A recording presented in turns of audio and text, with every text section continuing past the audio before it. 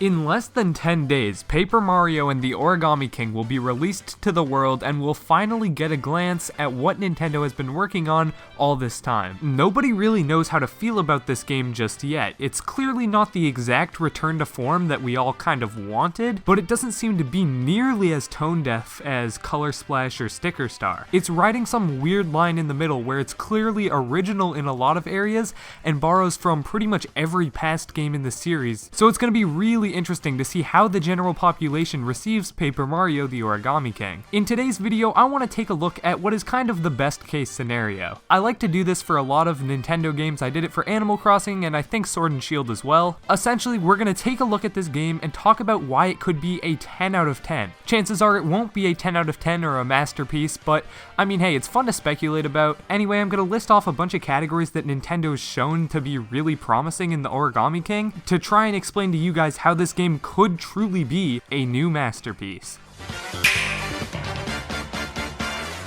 Starting right off, I want to talk about the game's presentation, because so far it looks amazing. Obviously, I know a lot of people aren't thrilled that paper is such a, main mechanic, and I 100% agree. I think the bosses should be more original than tape and, all that stuff. But personally, I do not mind at all with paper being included in the overall environment. The game kind of goes with that, Yoshi's Crafted World approach, where it kind of looks like everything is made out of something, physical. And I just love that visual style. It's very, very unique. It looks very cool. And then eventually, if there is something magical in the game, that weird substance or whatever, it just has a lot more weight and gravity and kind of feels out of place in Alien. So I really hope that they, kind of run with this style, and from what we've seen, they are. I'm gonna move on to gameplay stuff in a second, but I'd be remiss if I didn't quickly mention the music, as in, the music so far sounds amazing. Nintendo has put out a couple of the tracks on their Twitter, and just in particular, the battle theme and the cafe theme. I don't even know what the cafe will do, but the cafe theme is amazing, so you better believe I'll be spending some time in there.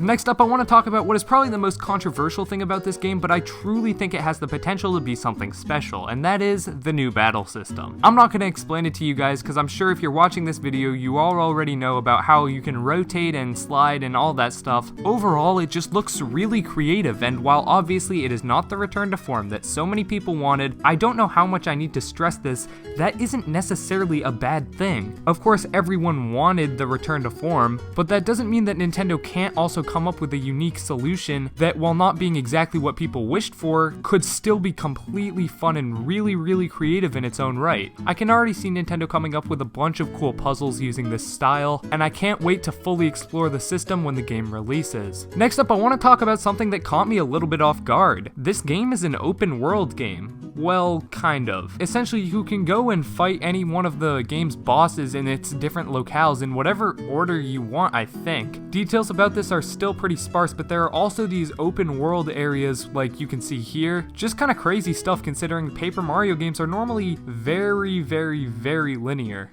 You just go along in chapters. Obviously, just the fact that it is an open world game doesn't inherently make it better, but it could be that breath of fresh air that the series needs, because I'm pretty sure everyone would agree that Nintendo has to kind of switch something up from the past couple of games. So maybe the open world formula is just what this franchise needed, and we won't know until we get to play it. Last but not least, I want to talk about something that generally suffers because of open world games, and that is the story. Now, I'm going to be 100% honest. The story, or at least what we've seen so far, is not the most promising. What we've seen is pretty much as basic gets, and that's even for Mario. Mario, Bowser, Peach, and everyone else get kicked out of the Mushroom Kingdom. Peach's castle gets hijacked by the villain, just like in pretty much every other Paper Mario, it feels like. This big origami guy's bad. You have a partner who happens to be the origami guy's sister. It just is not looking very interesting, but I'm gonna give him points because we really know nothing about it, so who knows? If Nintendo for some reason comes out of left field with this insanely deep, emotional, and touching story, or even if it's, not super crazy and touching, but the writing is still, good enough to carry it, and if this story is really good, and, all the stuff I mentioned before before, like the presentation, music, gameplay, battle system, open world aspects, if all those are really good, I truly do believe that this game could be a masterpiece. Paper Mario has had its ups and downs, and I'm not going to say that this one will definitively be the game that puts it back on track. Who knows, the game could even come out and just not be that good, and I'm toying with doing a video that's kind of like this one, but you know, a bunch of reasons why it'll be terrible.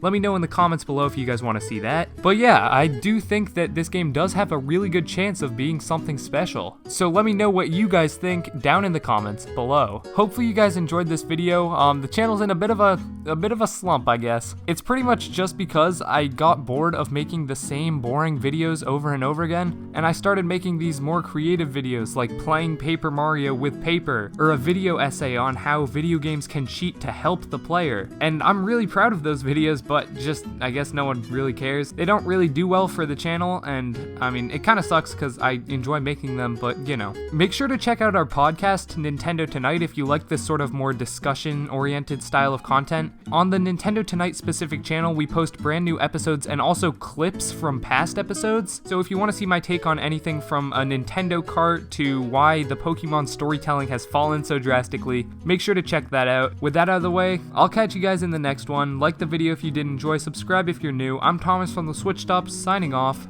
Peace.